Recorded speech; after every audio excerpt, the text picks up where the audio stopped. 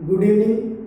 करते हैं आज का लेक्चर स्टार्ट। इस लेक्चर में हम पढ़ेंगे क्लास 9 में साइंस की जो यूनिट नंबर 4 है स्ट्रक्चर ऑफ एटम, उसका लेक्चर नंबर 2 रहेगा। तो फर्स्ट लेक्चर में हमने पढ़ा था Thompson model for structure of atom. तो थॉमसन मॉडल में क्या कहा गया, जैसे आप वाटरमेलन को एटम मान के चलते हो, क्योंकि एटम की जो शेप वो कैसे मान के चले, स्फेरिकल। जैसे वाटरमेलन को काट के देखते हैं हम तो क्या उसके अंदर क्या मिलता है, जो ज्यादा वाला पार्ट है ना, जो पॉजिटिव पार्ट है, जो रेड वाला पार्ट है, उसको तो क्या कंसीडर किया गया थॉमसन के द्वारा, पॉजिटिव चार्ज। और जो ब्लैक सीड रहते हैं वाटरमेलन के अंदर, वो किसको डिनोट करते हैं, नेगेटिव चार्ज को डिनोट करते हैं। ठीक है, तो इस प्रकार से कुछ थॉमसन मॉडल था। लेकिन जैसे जैसे साइंटिस्ट ने आगे काम किया, उनको पता लग चुका था जो थॉमसन मॉडल है वो यूटिलाइज में नहीं रहेगा, उसकी लिमिट आ चुकी है, एटम को वो अच्छे से डिस्क्राइब नहीं कर सकता, तो उसको एक तरफ हटाया गया। और उसके बाद कौन सा मॉडल आ गया, Rutherford model for structure of atom. तो इसने काम किस प्रकार किया, इसने ना अल्फा स्कैटरिंग के ऊपर काम किया। एक एक चीज अच्छे से पढ़ेंगे बिल्कुल, ठीक है। स्ट्रक्चर ऑफ एटम के लिए काम किया रदरफोर्ड ने, ठीक है। और इस एक्सपेरिमेंट के लिए जो आज हम पढ़ेंगे, उसके लिए रदरफोर्ड को 1908 में नोबेल प्राइज भी मिला, ठीक है। इसको फादर ऑफ न्यूक्लियर केमिस्ट्री भी कहा जाता है। एनसीईआरटी में इसके बारे में लिखा हुआ है, आप वहां से भी देख सकते हो, ठीक है। रेडियो एक्टिविटी जो स्टार्ट करने वाला था साइंटिस्ट, वो भी रदरफोर्ड का ही नाम आता है। ये टॉपिक आप आगे बढ़ोगे, न्यूक्लियर केमिस्ट्री है, रेडियो एक्टिविटी है, तो इसके बारे में हम आगे बढ़ेंगे। जैसे इसके अंदर क्या एक्सपेरिमेंट सेटअप किया गया वो पहले देखोगे। इसने क्या किया, इसने गोल्ड फॉइल ले ली, जितनी थिन हो सकती थी उतनी गोल्ड की पन्नी ले ली, ठीक है। एक है ना बिल्कुल बारीक, वहां पे फॉइल बोलते हैं हम उसको, ठीक है। जैसे सिल्वर फॉइल आती है, एल्यूमिनियम फॉइल आती है, उसकी तरह जितनी थिन हो सकती थी। यानी जो गोल्ड फॉइल थी ना, उसकी मोटाई कितनी थी, लगभग अगर हमें ना 1000 एटम को इकट्ठे कर देना तो उतनी लगभग उसकी चौड़ाई थी। एनसीईआरटी में आप देख सकते हो। तो इस प्रकार से एक गोल्ड फॉइल ली गई। जो यहाँ पे एटम दिखाए गए ना, वो किसके हैं, गोल्ड एटम है। जितने यहाँ पे स्फेरिकल दिखाए गए ना, वो क्या है, गोल्ड एटम। एक एक चीज अच्छे से करेंगे बिल्कुल। और इसके और क्या किया गया, इसके ऊपर किसकी बॉम्बार्डमेंट की गई, किसका वहां पे स्ट्राइक किया गया, अल्फा पार्टिकल का। अल्फा पार्टिकल क्या चीज है, देखो अल्फा पार्टिकल किसके इक्वल रहते हैं, अल्फा पार्टिकल। अल्फा पार्टिकल होंगे, ऐसा लगता है जैसे हीलियम में से 2 इलेक्ट्रॉन निकाल दिए गए हो, ठीक है। हीलियम 2 पॉजिटिव के बराबर काम करता है। अल्फा जो पार्टिकल है उसके ऊपर 2 पॉजिटिव चार्ज होगा, और मास कितना है, मास इसके ऊपर लगभग 4 AMU था, ठीक है, 4 यूनिट मास था। तो इनको हमने क्या कह दिया, अल्फा पार्टिकल कह दिया। तो अल्फा पार्टिकल के बारे में अगर कोई पूछे तो क्या होगा, ये डबली पॉजिटिव चार्ज पार्टिकल रहेंगे, और उसका मास कितना है, 4 AMU के बराबर है, ठीक है। इतना मास उसके ऊपर है। या अगर मैं आज आपको बताऊं इस क्लास में, तो जो अल्फा पार्टिकल है उसका मास लगभग कितना था, 4 प्रोटॉन के बराबर था। ये बातें हम आगे पढ़ेंगे। तो ये अल्फा पार्टिकल थे इस प्रकार, ठीक है। अब देखो क्या किया गया रदरफोर्ड के द्वारा, गोल्ड फॉइल के ऊपर है ना, गोल्ड फॉइल ले ली, जैसे ये गोल्ड फॉइल है मान लिया, और इसके ऊपर अल्फा पार्टिकल का स्ट्राइक करवाया गया। अल्फा पार्टिकल का स्ट्राइक करवाया गया गोल्ड फॉइल के ऊपर। तो रदरफोर्ड ने तो ये सोचा था, रदरफोर्ड ने तो ये सोचा था भाई एटम के अंदर क्या है, प्रोटॉन है।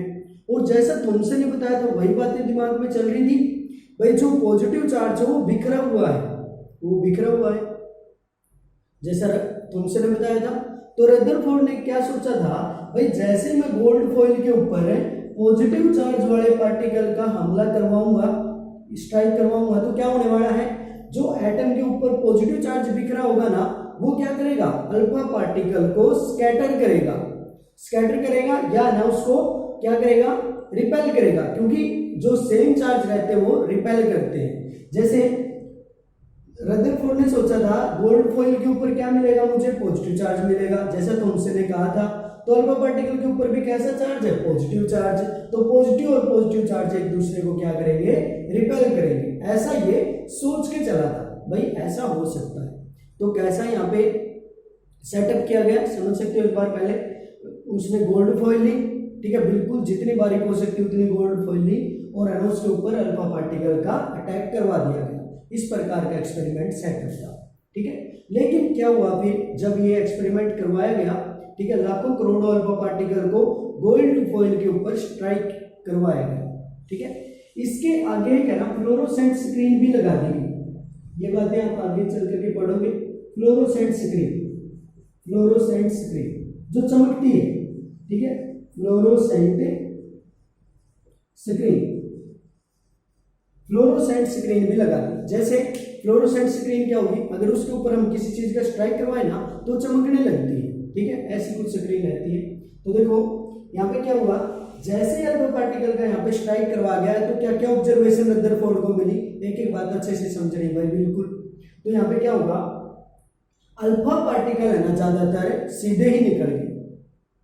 जैसे अल्फा पार्टिकल का गोल्ड फॉइल के ऊपर अटैक करवाया गया तो वो बिना डिफ्लेक्ट हुए सीधे ही निकल गए और जाकर के किससे स्ट्राइक हुए, फ्लोरोसेंट स्क्रीन, जो आगे स्क्रीन लगाई गई थी वो चमकने लगती है अगर उसके साथ कोई चीज टकराती है।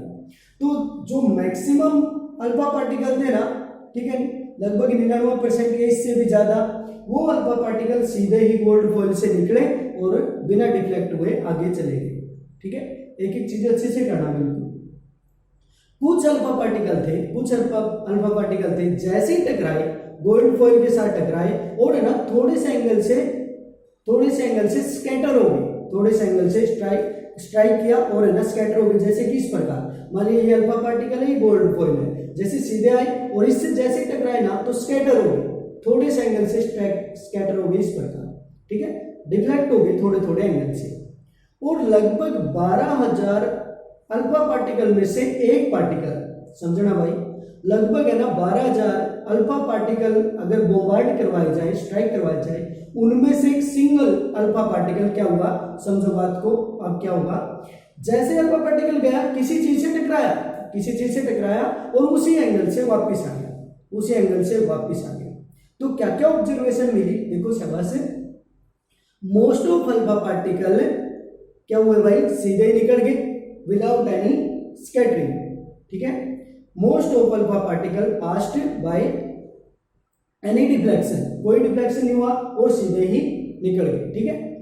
कुछ particle, some particle deflected by some angle, ठीक है, या लो एंगल, स्मॉल एंगल। कुछ अल्फा पार्टिकल है ना टकराए किसी चीज से और थोड़े एंगल से स्कैटर हो गए, ठीक है, स्कैटर हो गए। और है ना कुल एक पार्टिकल, अल्फा पार्टिकल, लगभग 12,000 में से एक अल्फा पार्टिकल किसी चीज से टकराया और वापस अपनी डायरेक्शन में वापस आ गया 180 के एंगल से। कैसे, देखो कहता भाई अल्फा पार्टिकल ये आपको दिखाई दे रहे हैं, जैसे ये ना जो लाइन दिखाई गई है ये क्या हुए, डायरेक्ट यहां से पास हो गए, ये डायरेक्ट पास हो गए अल्फा पार्टिकल, जैसे आप देख रहे हो एरो क्या दिखाती है हमें, जो गोल्ड फॉइल थी उसके ऊपर से अल्फा पार्टिकल बिल्कुल सीधे ही निकल गए, ठीक है, कोई भी वहां पे डिफ्लेक्शन नहीं हुआ। कुछ अल्फा पार्टिकल का स्कैटर हो गया, जैसे ये लाइन देख रहे हो, ये लाइन है ना किसी चीज से टकराई और स्कैटर हो गई, यहाँ पे स्कैटर हो गई कुछ एंगल से, कुछ यहाँ पे देख सकते हो जैसे कि इस प्रकार गए और यहाँ पे स्कैटर हो गए, इस प्रकार स्कैटरिंग हो गई, ठीक है, स्कैटरिंग बोलते हैं इसको। और वहां पे ना एक पार्टिकल लगभग है ना 10 या 12,000 अल्फा पार्टिकल में से सीधा गया ऐसे और किसी चीज से टकराया और वापस उसी एंगल पे आ गया, 180 के एंगल पे वापस आ गया। इस प्रकार की ऑब्जर्वेशन वहां पे दिखाई गई। तो आप क्या लिखोगे वहां पे, most of alpha particle pass by any deflection, कोई भी डिफ्लेक्शन नहीं हुआ, सीधे निकल गए। Some alpha particle scatter by small angle के साथ वो स्कैटर हो गए, लिख सकते हो आप बुक में से नोट्स बना लेंगे। One particle in about 12,000 alpha particle deflected bye 180 angle, ठीक है, जैसे कि सीधा गया अल्फा पार्टिकल किसी चीज से टकराया और 180 के एंगल में डिफ्लेक्ट हो गया, वापस आ गया। इस प्रकार के ऑब्जर्वेशन यहाँ पे दिखाई गई। तो आप लिख सकते हो, इसको अच्छे से लिख लेना, ठीक है। तो जब ये यहाँ पे इस प्रकार की चीजें हुई तो रदरफोर्ड ने क्या क्या कंक्लूजन निकाले, देखो सबसे पहले तो क्या पढ़ोगे आप, एक्सपेरिमेंट सेटअप, उसके बाद क्या पढ़ेंगे, ऑब्जर्वेशन, जो अभी बताए 3 ऑब्जर्वेशन थी। उसके बाद कंक्लूजन क्या निकला, निष्कर्ष क्या निकलेगा इस चीज का, तो उसने पता लगाया क्या भाई, जो गोल्ड के एटम है ना, जो गोल्ड के एटम है वो क्या है, होलो है, ठीक है, खाली पड़े हैं, उसका जो जैसे कोई भी आइटम होगा उसका मोस्ट ऑफ पार्ट क्या होगा, खाली होगा, एम्प्टी होगा। ठीक है, most of part of atom is empty. किसी भी एटम का जो अधिकतर पार्ट है वो क्या मिलेगा, होलो मिलेगा, खाली मिलेगा, और क्या कह सकते हो, एम्प्टी मिलेगा। ठीक है, और क्या क्या वहां पे ऑब्जर्वेशन देखी, ऐसे क्यों कहा उसने, क्योंकि मोस्ट ऑफ अल्फा पार्टिकल सीधे निकल गए, तो इसका मीनिंग क्या था, एटम का जो मोस्ट ऑफ पार्ट है ना वो क्या है, खाली है, एम्प्टी है। ठीक है, कोई वहां पे मास नहीं है। और क्या ऑब्जर्वेशन की, उसने ऑब्जर्वेशन किया भाई जो ज्यादातर है ना, ज्यादातर मास, ठीक है, जो एटम का मास है वो किसी एक पॉइंट के ऊपर इकट्ठा हुआ है। जैसे most of mass of atom consider at single point, यानी एटम का जो सारा मास है वो एक सेंटर के ऊपर रखा हुआ है। ठीक है, और उस सेंटर को क्या नाम दे दिया गया, न्यूक्लियस। तो रदरफोर्ड ने किसके बारे में बताया, यहाँ पे डिस्कवरी ऑफ न्यूक्लियस के बारे में बताया। डिस्कवरी ऑफ न्यूक्लियस, न्यूक्लियस नाभिक, हिंदी में इसको क्या बोलेंगे, नाभिक। तो न्यूक्लियस के बारे में किसने बताया, रदरफोर्ड ने। न्यूक्लियस क्या चीज होगी, न्यूक्लियस है ना, एक है ना सेंटर है, सेंटर है किसी भी एटम का जिसके ऊपर most of mass of atom lie, यानी एक ऐसा सेंटर होगा एटम के अंदर न्यूक्लियस से जिसके ऊपर क्या होगा, सारा का सारा मास एटम का उसके ऊपर रखा जाता है, तो उसको हम क्या बोलेंगे, न्यूक्लियस बोलेंगे। ठीक है, और न्यूक्लियस के ऊपर चार्ज कैसा होगा, पॉजिटिव चार्ज होगा। न्यूक्लियस के ऊपर चार्ज कैसा है, पॉजिटिव। ऐसे क्यों कहा गया, क्योंकि अल्फा पार्टिकल के ऊपर चार्ज कैसा, पॉजिटिव, और न्यूक्लियस के ऊपर भी क्या है, ये न्यूक्लियस है। देखो अल्फा पार्टिकल गया, इससे टकराया और वापस अपनी डायरेक्शन में आ गया, तो यहाँ पे जो इसको क्या नाम दे दिया गया, न्यूक्लियस दे दिया गया, और एटम का सारा मास इसी के अंदर पाया जाता है। ठीक है, इसको नाम दे दिया जाएगा न्यूक्लियस, ये न्यूक्लियस है। ठीक है, रदरफोर्ड ने इसके बारे में जिक्र किया। और है ना, अल्फा पार्टिकल के ऊपर पॉजिटिव चार्ज, इसके ऊपर भी क्या, पॉजिटिव चार्ज, तभी तो 180 से क्या हो गया, ये डिफ्लेक्ट हो गया। ठीक है, इस प्रकार हम कह सकते हैं। तो नेगेटिव चार्ज कहाँ पे है, देखो यहाँ पे क्या क्या कंक्लूजन निकाले गए, कहता है भाई मोस्ट ऑफ जो मास है एटम का वो एक सेंटर के ऊपर रखा हुआ है जिसको नाम क्या दे दिया गया, न्यूक्लियस, और जो मोस्ट ऑफ पार्ट एटम का वो क्या है, एम्प्टी पड़ा हुआ है, खाली है। ठीक है, और जो खाली पार्ट है ना उसके अंदर कौन रिवॉल्व करते हैं, इलेक्ट्रॉन रिवॉल्व करते हैं, क्योंकि एटम तो न्यूट्रल है ना, एटम के ऊपर क्या होगा, पॉजिटिव चार्ज जितना है उतना ही क्या है, नेगेटिव चार्ज। ठीक है, तो क्या होगा, पॉजिटिव चार्ज तो किसके अंदर है, न्यूक्लियस के अंदर, और नेगेटिव चार्ज कहाँ पे है, जो खाली जो स्पेस है ना उसके अंदर क्या है, इलेक्ट्रॉन रखे हुए। इस प्रकार की ऑब्जर्वेशन किसने की, रदरफोर्ड ने की। ठीक है, और आप अच्छे से ना बुक के अंदर पढ़ सकते हो। और है ना, ये भी कह दिया गया जो न्यूक्लियस है वो क्या होगा, उसकी जो रेडियस है वो बहुत ज्यादा छोटी है एटम के रिस्पेक्ट में। तो एटम के बारे में क्या बताया रदरफोर्ड ने, देखो कहता है most of mass lie at centre of atom which is called as nucleus and most of part of atom is empty. ये पार्ट क्या है, एम्प्टी है, और इसके अंदर कौन रिवॉल्व करते हैं, इलेक्ट्रॉन रिवॉल्व करते हैं। तो ये तो न्यूक्लियस के अंदर positive charge, most of part इसका एम्प्टी है, इसके अंदर कौन रिवॉल्व करता है, इलेक्ट्रॉन। ये सारी चीजें आप इसके बारे में पढ़ सकते हो। ठीक है, और यहाँ पे न्यूक्लियस के अंदर पॉजिटिव चार्ज होगा, सारा का सारा मास इसी सेंटर पे रहता है। और कहता है भाई जो न्यूक्लियस है ना, न्यूक्लियस बहुत ज्यादा छोटा है एज कंपेयर टू एटम। अगर है ना, मैं यहाँ पे एटम को, यहाँ पे न्यूक्लियस को देखते हैं तो न्यूक्लियस लगभग 10⁵ टाइम्स छोटा है एटम से। न्यूक्लियस से कितना छोटा भाई, अगर है ना, देखो इस प्रकार समझ सकते हम, जैसे एक क्रिकेट बॉल है, क्रिकेट बॉल को अगर हम न्यूक्लियस माने ना तो एटम किसको कहेंगे, पूरे ग्राउंड को हम है ना एटम कहेंगे। अगर हम क्रिकेट बॉल को सेंटर पे रख दें, ठीक है, तो उसको हम क्या बोलेंगे, न्यूक्लियस। ठीक है, क्रिकेट बॉल न्यूक्लियस है तो ग्राउंड क्या है, एटम है। ठीक है, इस प्रकार है। तो एटम का जो स्पेस है, जो एटम का स्पेस है वो लगभग 10⁵ टाइम्स ज्यादा है किससे, साइज ऑफ न्यूक्लियस। ये सारी चीजें हमें पढ़ सकते हैं।